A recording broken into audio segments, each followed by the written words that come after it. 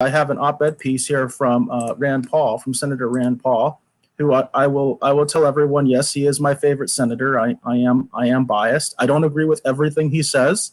There are definitely issues sometimes I don't agree with him, but for the most part, I do.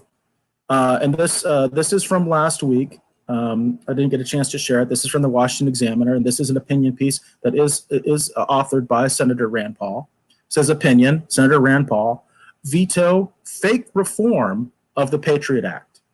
So it says, in 2015, I filibustered reauthorization of the Patriot Act. My filibuster was not popular with other senators because it kept them in Washington over a Memorial Day weekend.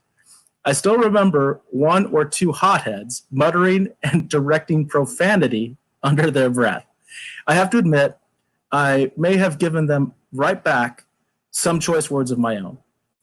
A senior Republican in leadership admonished me that I'd be sorry if terrorists struck the United States while the Patriot Act was expired. I responded, quote, couldn't we just rely on the Constitution for a few hours like we did for over 200 years? Strum and drag, fear and more fear, always are disingenuously attached to the debate over the Patriot Act. Our dear leaders emotionally warn of impending terrorist calamity if Congress should restrict the Patriot Act's power to shift through American phone and business records. Fast forward 5 years, and the Patriot Act came up for reauthorization this spring. The only difference is Republicans and an occasional honest Democrat have discovered that the Patriot Act and its facilitator, the FISA court, were abused to conduct a partisan investigation of a major presidential candidate. The secret FISA court was used to issue secret warrants to spy on the Trump campaign. This knowledge became so widespread that simply sweeping it under the carpet became impossible. Instead, the defenders of the deep state conspired to put forth fake reform. The FISA would still be allowed to investigate political campaigns, but new procedural hurdles were put in place. Weak sauce, I say. I offered an amendment to exclude the FISA court from investigating Americans. My logic was that the FISA warrants do not require adherence to the Fourth Amendment. So FISA warrants shouldn't be issued for Americans. FISA warrants ask that a judge ascertain probable cause of someone being an agent of a foreign country, and the accused is not allowed to challenge or even know of the warrant. The Constitution and the Fourth Amendment requires that a judge ascertain probable cause of a crime, and the accused ultimately gets to challenge the warrant. Anything short of guaranteeing that each and every citizen gets the protection of the Fourth Amendment is weak sauce and an insult to people that want the abuse heaped on this president by the intelligent community to never happen again. My amendment failed. 11 constitutional conservatives voted for it, and not one Democrat could emerge from Trump derangement fog to support the Constitution. Funny thing, though, President Trump watched from afar and then threatened to veto the bill because it didn't really reform FISA. So 3 provisions of the Patriot Act, including Section 215's mass surveillance of Americans, have been expired for some 3 months. That's good news, folks. Perhaps we could go back to just living under the Constitution. I hope Trump will veto the weak sauce fake reform bill, as it does next to nothing to prevent another president from being abused by our intelligence community.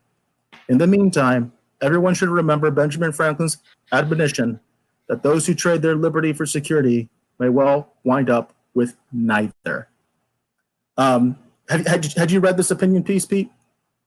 No, I hadn't, although I'm not entirely surprised by its contents. I followed the FISA issue not as closely as you have, but I've certainly followed it. And he's absolutely right. If we're so worried about the Constitution not being sufficient to protect us, why aren't they clamoring to modify the Constitution? Put forward an amendment. And I think the answer is because that would attract an awful lot of attention to add a 28th Amendment to the Constitution. Whereas, these laws, whenever the Patriot Act is renewed, it's always by lopsided. It's always been by lopsided margins of Congress. So you think, especially after 9/11, there was a lot of political will. They could have made it a constitutional amendment, and yet they just didn't. So you have to wonder about their motives. I think it was to keep it a little bit out of the spotlight. Yeah, I tend to agree with you. And there is a cynical part of me when it comes to reforms like reforms on the Patriot Act or even revoking the Patriot Act and FISA and all these things. I believe the only reason that this debate is really happening in the way that it's happening is because the president got spied on. But the fact of the matter is, let's be honest, the president would probably love to spy on Biden. He'd probably love to spy on all sorts of political opponents. That's the problem with executive power, is nobody wants to give it up. That's what we've seen for at least over 100 years now, is the executive branch acquiring more and more power and being very reluctant to give it away, to give it back. We see this time and time again. And it's a very disturbing trend. And we don't seem to see a reversal in sight, except for this small victory right now, which is just because Congress really isn't doing anything. Thank the do nothing Congress sometimes, because sometimes when they don't do anything, that's better for us that are on the Liberty side. Yeah. Well, good thing, Rand Paul is there. I'm glad that he seems to have an awful lot of influence with the president on this issue and others. Because honestly, I don't think that, aside from maybe Mike Lee, I don't think any other senators are really would have been willing to clue the president and clue Trump into what the implications are for him. They would have just quietly allowed this abuse to keep happening without reform. So, yeah. So ultimately, we don't have an answer on this. This is really more of a delay. So this is going to be a story that I'm going to try to keep up on as we do get more of a definitive answer to what's going to happen with the Patriot Act, because they're not going to revoke it. They're going to do something with it.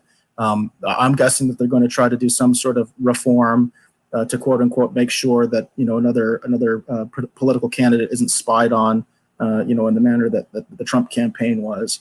But we'll see. I don't know. Like I said, the problem is no executive likes to give up power. That's just the nature of the game right now, and it's disturbing. It's a disturbing trend.